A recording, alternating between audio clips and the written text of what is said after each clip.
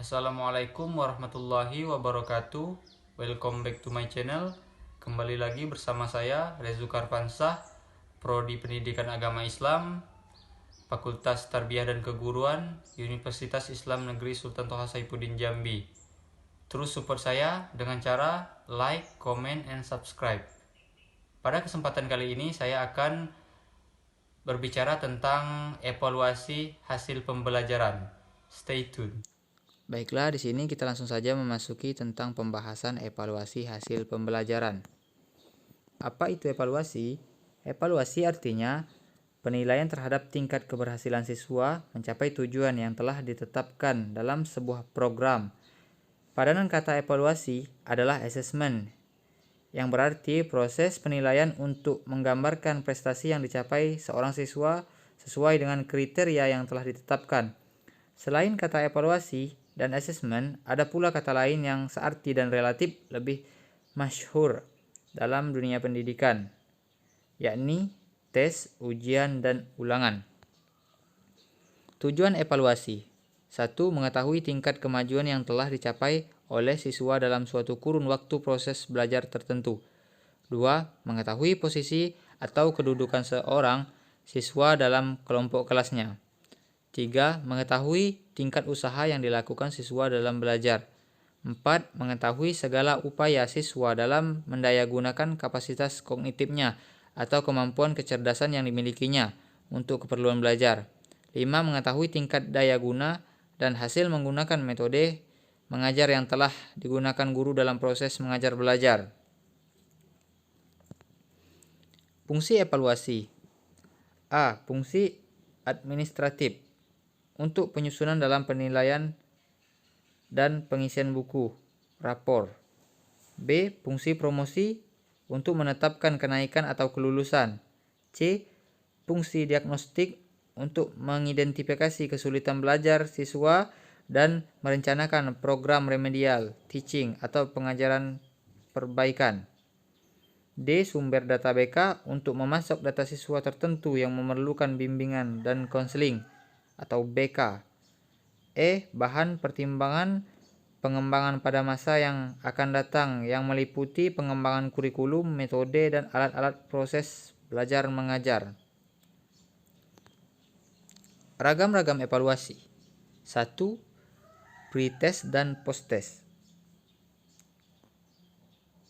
Kegiatan pre-test dilakukan guru secara rutin pada setiap akan memulai penyajian materi baru. Tujuannya ialah untuk mengidentifikasi taraf pengetahuan siswa mengenai bahan yang akan disajikan. Post-test adalah kebalikan dari pre-test, yakni kegiatan evaluasi yang dilakukan guru pada setiap akhir penyajian materi. Tujuannya adalah untuk mengetahui taraf penguasaan siswa atas materi yang telah diajarkan. 2. Evaluasi prasyarat. Evaluasi jenis ini sangat mirip dengan pre-test. Tujuannya adalah untuk mengidentifikasi penguasaan siswa atas materi lama yang mendasari materi baru yang akan diajarkan. 3. Evaluasi diagnostik. Evaluasi ini dilakukan setelah selesai penyajian sebuah satuan pelajaran dengan tujuan mengidentifikasi bagian-bagian tertentu yang belum dikuasai siswa. 4. Evaluasi formatif. Evaluasi jenis ini kurang lebih sama dengan ulangan yang dilakukan pada setiap akhir penyajian suatu pelajaran atau modul. Tujuannya ialah untuk memperoleh umpan balik yang mirip dengan evaluasi diagnostik, yakni untuk mengetahui kesulitan belajar siswa. 5. Evaluasi sumatif. Ragam penilaian sumatif kurang lebih sama dengan ulangan umum yang dilakukan untuk mengukur kinerja akademik atau prestasi belajar siswa pada akhir periode pelaksanaan program pengajaran. 6. UAN atau UN, ujian akhir nasional atau ujian nasional, pada prinsipnya sama dengan evaluasi sumatif dan dalam arti sebagai alat penentu kelulusan seseorang. Ragam alat evaluasi. A. Bentuk objektif. 1. Tes benar salah. 2. Tes pilihan berganda. 3. Tes pencocokan atau menjodohkan. 4. Tes isian. 5. Tes perlengkapan. B. Bentuk subjektif, essay examination. Indikator prestasi belajar menurut Abin Syamsuddin Makmur. Ranah kognitif.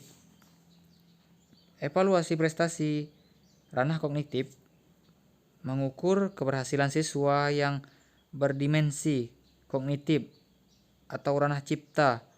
Dapat dilakukan dengan berbagai cara, baik dengan tes tertulis maupun tes lisan dan perbuatan. 2. Ranah afektif. Ranah afektif dalam merencanakan penyusunan instrumen tes prestasi siswa yang berdimensi afektif atau ranah rasa. Jenis-jenis prestasi internalisasi dan karakterisasi setidaknya mendapat perhatian khusus. Alasannya karena kedua jenis prestasi ranah rasa itulah yang lebih banyak mengendalikan sikap dan perbuatan siswa.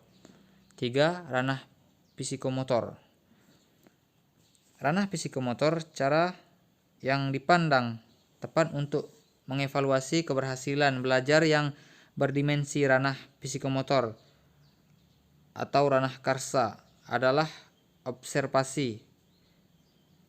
Dalam hal ini dapat diartikan sebagai sejenis tes mengenai peristiwa, tingkah laku, atau fenomena lain dengan pengamatan langsung. Sekian dan terima kasih. Jika terdapat kekurangan dan kesalahan, mohon dimaafkan. Wassalamualaikum warahmatullahi wabarakatuh.